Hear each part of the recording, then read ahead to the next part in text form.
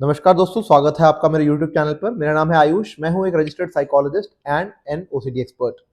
आज मैं एक ऐसे टॉपिक पर बात करने जा रहा हूं जिसको बहुत लोगों ने बहुत बार रिक्वेस्ट किया है कि सर इसके बारे में प्लीज कुछ वीडियो बनाइए। और इस चीज ने बहुत सारे लोगों को बहुत परेशान किया हुआ है और उसका नाम है पैनिक अटैक। पैनिक अटैक क्या होता है?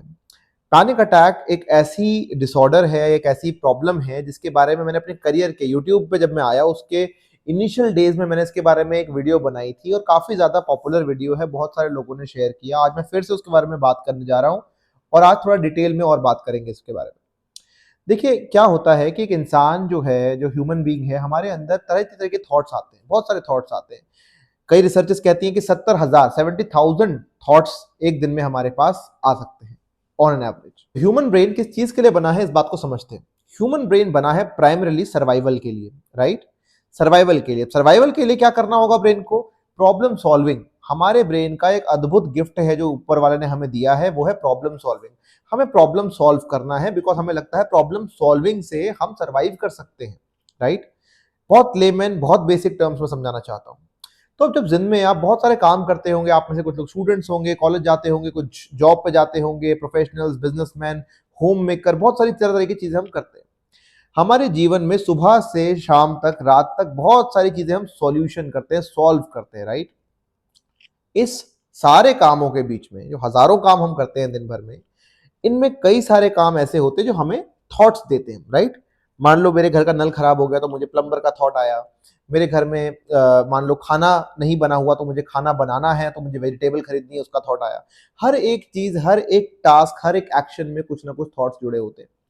अब क्या होता है, इन्हीं थॉट्स में से क्या होता है, कभी कभी हमारे कुछ थॉट्स अनरिजॉल्व रह जाते हैं जिनका सोल्यूशन इमीडिएटली नहीं निकल पाता, क्योंकि शायद वो सोल्यूशन उस वक्त नहीं निकल पाया। जैसे मान लो सुबह सुबह मेरे घर में वाटर टैप जो है वो लीक होने लगा, लेकिन सुबह सुबह प्लम्बर नहीं अवेलेबल था, मैं उसको ठीक नहीं करा पाया, तो वो वहां पे क्लोजर नहीं मिला उस टास्क को, वो टास्क पूरा नहीं हुआ। मेरा ब्रेन, क्योंकि वो बना है प्रॉब्लम सॉल्विंग के लिए, वो पूरे दिन कोशिश करेगा कि मुझे किसी तरीके से उस पूरे टॉपिक को क्लोजर मिले। तो अब मैं हेयर एंड देयर मुझे वरी होती रहेगी। That is the stage one, worry. Worry के साथ क्या होगा, सेकंड स्टेज पे आऊंगा मैं। वरी अगर मैं सॉल्व नहीं कर पा रहा हूं, अब मैं अपने ऑफिस में बैठा हूं और मैं प्लम्बर नहीं अरेंज कर सकता इस टाइम जब तक मैं घर नहीं चला जाता, तो वरी हो रही है। वरी के बाद मुझे एंग्जाइटी होगी, क्योंकि मेरे दिमाग को लगेगा, मेरे ब्रेन को लगेगा, माइंड को लगेगा कि अगर ये वरी क्लोजर नहीं है तो यानी कि इसको सॉल्व करना है, सॉल्व हो नहीं पा रहा है, तो फाइट और flight, do something, do something, do something. अब ये सिग्नल्स जाएंगे मेरे बॉडी में, तो एंग्जाइटी होगी। हल्की हल्की एंग्जाइटी क्या होती है? अनईजीनेस फील होगी मुझे, ठीक है? एंग्जाइटी समझ लीजिए, एंग्जाइटी का मतलब है अनईजी फील होना या घबराहट होना, बेचैनी होना, हार्ट पैल्पिटेशन, स्वेटिंग, बार बार टेंशन होना, ठीक है? ये सब चीजें मेरे अंदर होने लगेंगी। डिपेंड करेगा कितनी बड़ी वरी है, उसी हिसाब से मेरा ब्रेन उसको थ्रेट मानेगा और उतना ही रिएक्शन मेरी बॉडी में धीरे धीरे होने लगेगा। अब मान लीजिए एंग्जाइटी हो रही है, which is the second stage, worry के बाद एंग्जाइटी। सेकंड स्टेज में जब एंग्जाइटी हो रही है, फिजिकल सिम्टम्स मुझे आ रहे हैं। फिजिकल सिम्टम्स में मेरे ब्रेन का ध्यान जाएगा अचानक से कि अरे हार्ट बीट क्यों बढ़ रही है, अरे मेरे को स्वेटिंग क्यों हो रही है। इसको कैटास्ट्रोफिक थिंकिंग में ले जाएगा मेरा ब्रेन। यानी कि अगर मेरे ब्रेन ने इसको, इस सिग्नल को, बॉडी के सिग्नल को मिस इंटरप्रेट किया। क्यों मिस इंटरप्रेट किया? क्योंकि मुझे दिख रहा है इस टाइम तो कोई थ्रेट नहीं है आसपास, लेकिन बॉडी रिएक्ट कर रही है, समथिंग इज रॉन्ग। सिग्नल आ रहा है ब्रेन से कि समथिंग इज रॉन्ग, बट इस मोमेंट में, मैं ऑफिस में बैठा हूं, नल तो घर पे खराब था, यहां कुछ नहीं हो रहा है, तो मेरी बॉडी, ये जो सिग्नल है बॉडी का, मेरा ब्रेन इसको मिस इंटरप्रेट करेगा, कैटास्ट्रोफिक, यानी कि बहुत भयंकर तरीके से देखेगा, हार्ट बढ़ रहा है, कहीं हार्ट अटैक तो नहीं आ रहा है मुझे, फॉर एग्जाम्पल, ठीक है? अब मैं उसको कंट्रोल करने की कोशिश करूंगा तो और डर लगेगा मुझे, हाइटेंड सिम्टम्स हो जाएंगे मेरे, कंट्रोल नहीं हो रहा है मुझसे हार्ट बीट, और थिंकिंग बढ़ती जा रही है।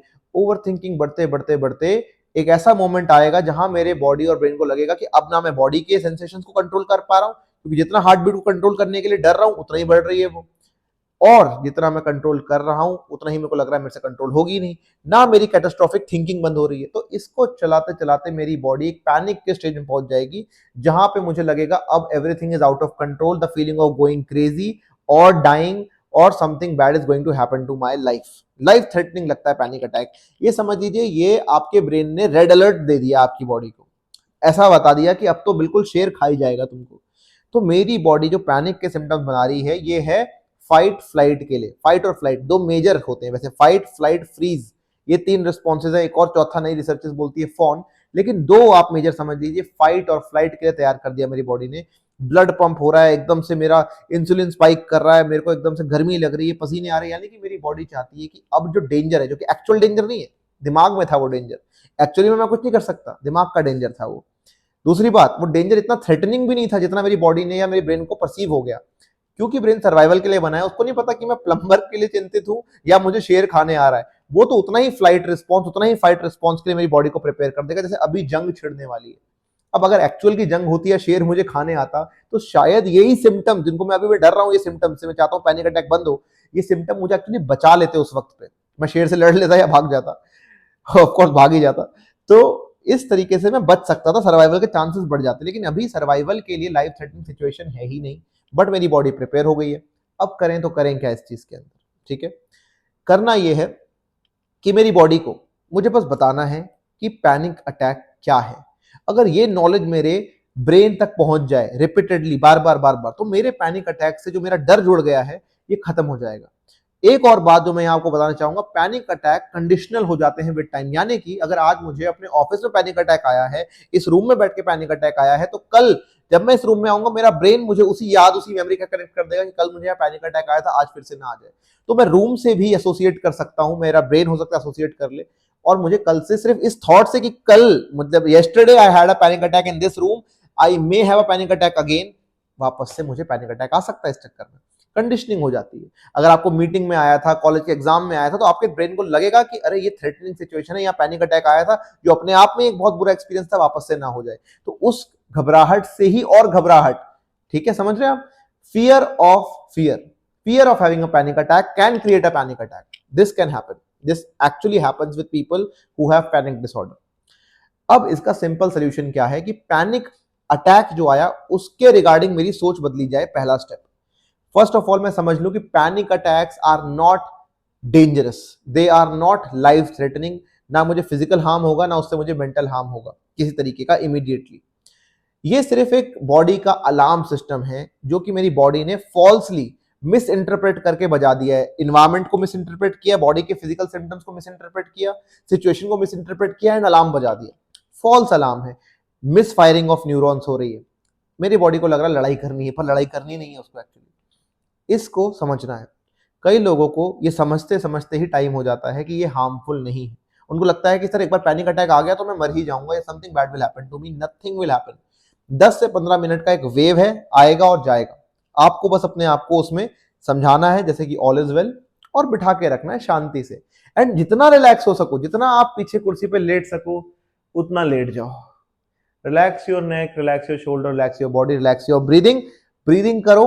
ब्रीदिंग आपकी फर्स्ट चीज है जो आपके हाथ में। अगर आपने अपनी ब्रीदिंग स्लो कर ली, अपने कंट्रोल्ड ब्रीदिंग कर ली, स्लो एंड डीप ब्रीदिंग कर ली, फुल ऑक्सीजन अंदर और फुल CO2 बाहर, जितना आपके लंग की कैपेसिटी अगर आपने कर लिया स्लोली, तो धीरे धीरे आपका हार्ट रेट भी नॉर्मल हो जाएगा। धीरे धीरे आपके पसीने आने बंद हो जाएंगे। धीरे धीरे आपके अंदर जो फीलिंग्स आ रही हैं, गस्टेटरी फीलिंग्स है, पेट में कुछ गुड़गुड़ हो रही है, आपके गैस्ट्रिक इश्यूज, सब कुछ धीरे धीरे काम डाउन हो जाएगा। फिर से पैरासिम्पैथेटिक नर्वस सिस्टम एक्टिवेट हो जाएगा, जो कि एक्चुअली रिस्पॉन्सिबल है आपके रिलैक्सेशन के। ये सब चीजें हो सकती है। अगर आप इस डीप ब्रीदिंग के माध्यम से बॉडी को रिलैक्स नहीं कर पा रहे हो, तो फिर आता है हमारा बॉडी सेंसेशन या बॉडी शॉक। यानी कि आइस वाटर को स्प्लैश करो चेहरे पे तेज से, आइस क्यूब लो, उसको होल्ड कर लो, या मुंह के अंदर एक आइस क्यूब रख लो, या चिली को आप बाइट कर लो। तो आपके जो बॉडी को एक शॉक मिलेगा, उसको सॉल्व करने में आपका दिमाग लग जाएगा, ना कि अपने आप को पैनिक अटैक से डरने में। एक्चुअल डेंजर आ गया ना, अब उसको सॉल्व करेगा ये। अब ये फालतू के ड्रामे नहीं करेगा। इस तरीके से आपको धीरे धीरे आगे बढ़ना है। अगर पैनिक अटैक्स आपको बहुत ज्यादा, बहुत टाइम तक दिक्कत दे रहे हैं, तो मेडिसिन आपकी हेल्प कर सकती हैं। लेकिन मेडिसिन मेरे हिसाब से फिर भी आपको एक सेकेंडरी ऑप्शन की तरह ही देखना चाहिए, क्योंकि अगर आपके ब्रेन को इमीडिएट रिलैक्स दे दें किसी तरीके से, तो आपका ब्रेन उस पर काफी डिपेंड हो जाता है। उसको लगता है बिना दवाई के मैं रुक ही नहीं सकता। जबकि अल्टीमेटली आपके ब्रेन को यह समझाना जरूरी है, पैनिक अटैक डेंजरस नहीं है, ये बॉडी का नेचुरल रिस्पॉन्स है फाइट फ्लाइट का। ये किसी को भी हो सकता है, और इवन जो सिम्टम से आप डर रहे हो, ये सिम्टम सेम उस इंसान को होंगे जो 1 किलोमीटर या 500 मीटर भाग के आएगा। उसकी भी हार्ट बीट बड़ी होगी, उसकी भी सांसें चढ़ी होंगी, उसको भी स्वेटिंग हो रही होगी, उसके भी पेट में कुछ क्रैम्प्स टाइप का आ सकता है, मसल्स में क्रैम्प आ सकता है। तो all of this is so normal. अगर कोई रनिंग करके आ रहा है तो आपको ये नॉर्मल लगेगा, लेकिन आप क्योंकि बैठे हुए हो और आपकी बॉडी में ये रिएक्शन हो रहे तो आपको अबनॉर्मल लग रहे हैं, ब्रेन को अबनॉर्मल लग रहे हैं, but it is actually the same. And also one thing, small hack जो मैं यूज करता हूं, changing the word anxiety, saying that I am feeling anxious to I am feeling excited. एक तरह की कॉग्निटिव रिस्ट्रक्चरिंग, सीबीटी की technique है, use करके देखिए, काफी फायदा होगा। अगर आपको इतना सब कुछ समझ में आ जाए, बॉडी रिलैक्स करना सीख जाए, बार बार आप अपने पैरासिम्पैथेटिक सिस्टम को अपने कंट्रोल में लाना सीख जाए, with therapy, with counselling, with different techniques like behavioural therapy, behavioural activation, इन सब चीजों से अगर आप रिलैक्स करना सीख जाओगे तो बहुत इजीली, स्लोली स्लोली स्लोली आपके पैनिक अटैक्स बंद हो जाएंगे। ब्रेन जो है वो डीकंडीशन हो जाएगा, उसकी जो कंडीशनिंग हो गई कि यहां पे पैनिक अटैक आएगा, वहां पे पैनिक अटैक आएगा, वो सब कुछ ठीक हो जाएगा धीरे धीरे। It's a process, so be in the process, go slow and you will be over it. Still अगर आपको जरूरत है तो आप प्लीज अंडरलाइंग इश्यूज को भी जानना जरूरी है आपके लिए। कई बार क्या होता है, पैनिक अटैक तो आ रहा है आपको, लेकिन अंडरलाइंग इश्यूज कुछ और है, डर किसी और बात का बैठा हुआ मन में, तो उसके लिए आपको थेरेपी में जाना जरूरी होता है। थेरेपी में जाके आपको वो सारे अंडरलाइंग रूट को समझ में आते हैं और आप उससे बाहर निकल जाते हो। So this is how I will summarise my today's lecture on panic attack, what is the treatment, why it happens. बहुत सिंपल टर्म्स में समझाने की कोशिश करी है। डरो मत पैनिक अटैक से, बस अपने आप को ये समझाओ कि ये कैटास्ट्रोफिक नहीं है, छोटी सी वेव है, आई है, चली जाएगी, बॉडी को रिलैक्स होना है। फॉल्स अलार्म बज रहा है, मेरे को अपनी बॉडी के थ्रू अपने ब्रेन को बताना है that there is nothing to worry about. If you are able to do that with the help of therapy, you're good to go.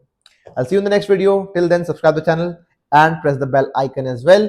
Doubts हैं तो comment section में leave कर देना, मैं short videos के through आपको ये सारे doubts clear करता हूँ time to time. All the best to you. Take care.